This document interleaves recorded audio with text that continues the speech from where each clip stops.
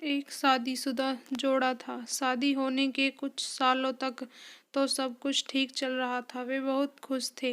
लेकिन जैसे जैसे समय बीतने लगा, इन पति पत्नी के जीवन में खुशियां कम होने लगी और उनकी जगह झगड़े, निराशा और दुख ने ले ली। पति पत्नी एक दूसरे से काफ़ी ज़्यादा प्रेम करते थे, इसलिए वे चाहते थे कि उनका जीवन फिर से पहले की तरह खुशियों से भर जाए।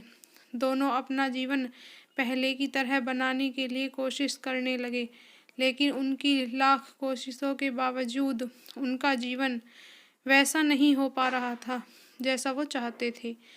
जब ज़्यादा बड़ा बदलाव नहीं नज़र आया तो दोनों ने अपने कुलगुरु के पास जाकर इस समस्या का समाधान पाने का निर्णय लिया।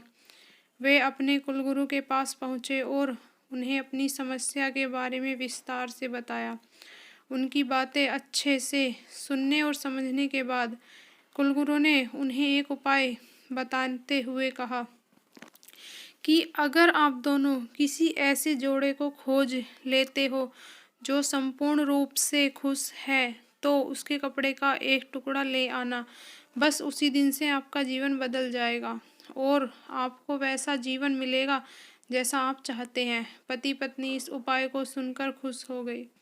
उन्हें लगा ये अच्छा है, क्योंकि उन्हें ऐसे जोड़े की तलाश करने में ज़्यादा समय नहीं लगेगा जो पूरी तरह खुश हो, और साथ उन्हें थोड़ा घूमने का भी मौका मिल जाएगा।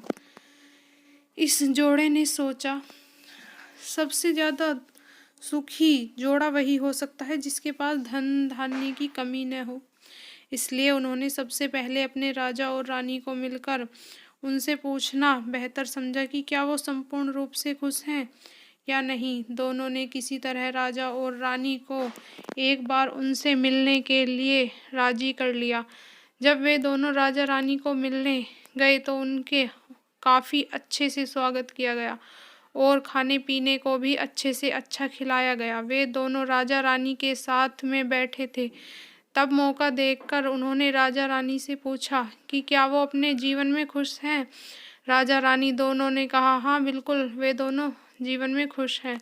राजा रानी का जवाब सुनकर जोड़े को खुशी हुई, लेकिन फिर भी उन्होंने आगे बढ़कर कुछ पूछा, आप दोनों पूरी तरह से खुश हैं? यह सवाल सुनकर राजा रानी के चेहरे थोड़ी सी उदासी छा गई। राजा ने कहा, हालांकि भगवान ने हमें जीवन में हर वस्तु दी है जिसकी ज़रूरत होती है, या यूँ कहूँ कि ज़रूरत से ज़्यादा ही दे दी, लेकिन एक संतान सुख अब तक हमें नसीब नहीं हुआ। राजा का जवाब सुनकर जोड़े को पता चल गया कि वे संपूर्णतः सुखी नहीं हैं।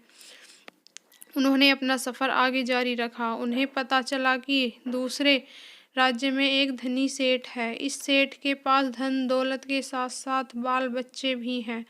इसलिए उन्होंने उसके पास जाकर पता करना चाहा कि क्या वह पूर्णतः सुखी है या नहीं। उनके घर पर एक दो दिन रहने के बाद यही सवाल उसने पूछने पर सेठ और सेठानी का कहना था कि सब कुछ होते हुए भी वह पूर्ण सुखी नहीं है, क्योंकि उनके 4-5 बच्चों को संभालने में उनका पूरा वक्त चला जाता है और उन्हें अपने जीवन में बाकी सुख भोगने के लिए समय ही नहीं बचता। पति पत्नी का जोड़ा वहाँ से भी निराश होकर निकला। वो अपने जान पहचान और अनजाने कई लोगों से मिले, पर अंत में उन्हें यही पता चला कि सबके जीवन में कोई न कोई ऐसी कुछ तो कमियां हैं जिनकी वजह से वो अपने आप को पूर्णतः सुखी नहीं समझते थे।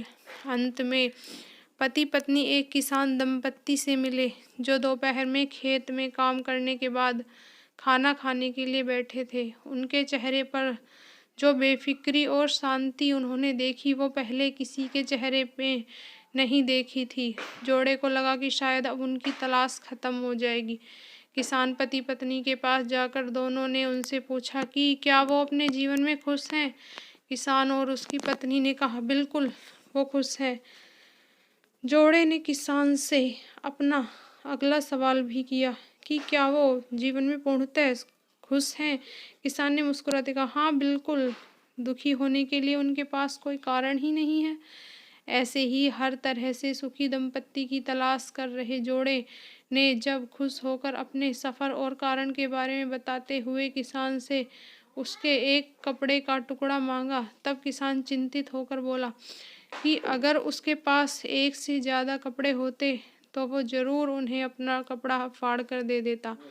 इसका यह मतलब है कि किसान की पूरी तरह से खुश नहीं था, क्योंकि उसको चिंता थी कि अगर उसका कपड़ा फट गया तो अगले दिन क्या पहनेगा। अपनी खोज में पूरी तरह असफल हो चुके पति पत्नी को आखिरकार ये समझ में आ गया कि पूर्णतः सुखी और खुश इस संसार में कोई नहीं है। ये हमारे विचार ही होते हैं जो हमें किसी वस्तु को लेकर सुखी या दुखी, खुश या नाखुश करते हैं।